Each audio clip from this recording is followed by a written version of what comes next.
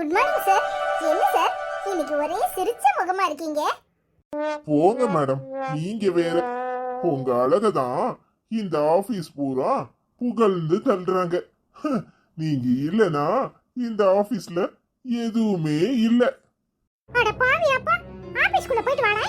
வந்து உன்னை ஸ்கூல்ல விடுறேன்னு சொல்லிட்டு இம்பார்ட்டன்ட்டா இங்க நின்னு கதை அடிச்சிட்டு இருக்கியா?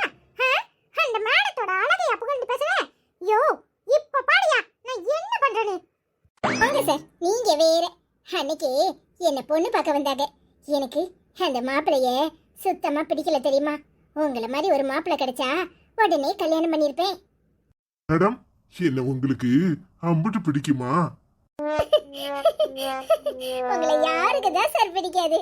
சார், உங்களுக்கு கல்யாணம் ஆயிருச்சா? வந்து வந்து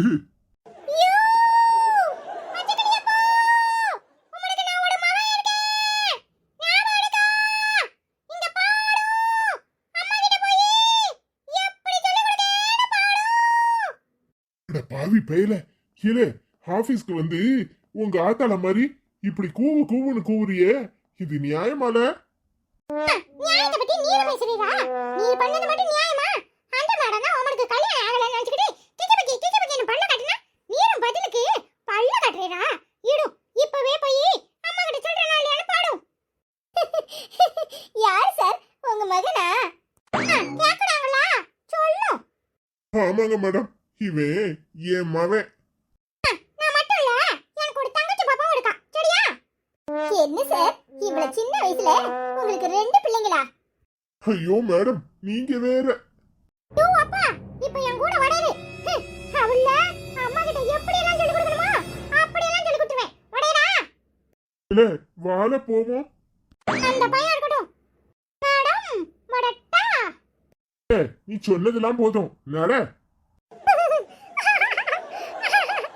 திக்குடமாதிட்டனும் வேதாளமும் வேதாளம் மறுபடியும் முடுங்கை மடம் ஏறியது. டாடாடும்னு போட்டானே.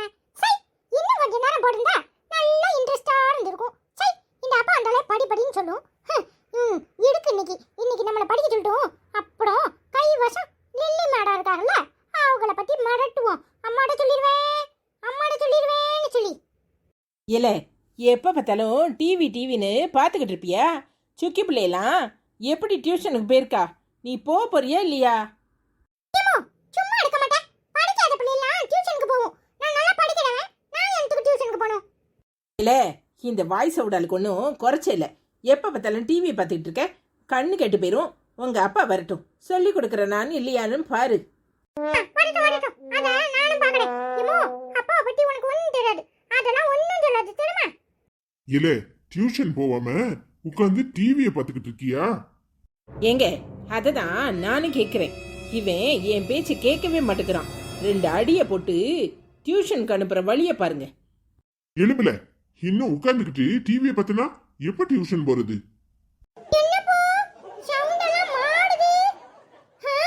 கொஞ்சம் பிளாஸ்பேக்க நினைச்சு பார்க்கறியா? இங்க பாருப்பா, அம்மா கிட்ட சொல்லணுமா?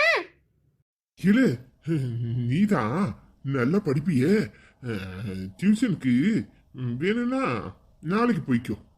இன்னைக்கு ரெஸ்ட் எடு. அதானே பார்த்தேன்.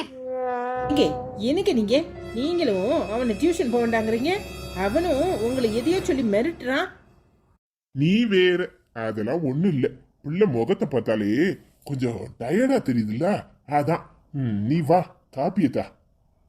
இல்ல, என்னல விஷயம்? நீயும் மறைக்கிற, அவரும் மறைக்கிறாரு.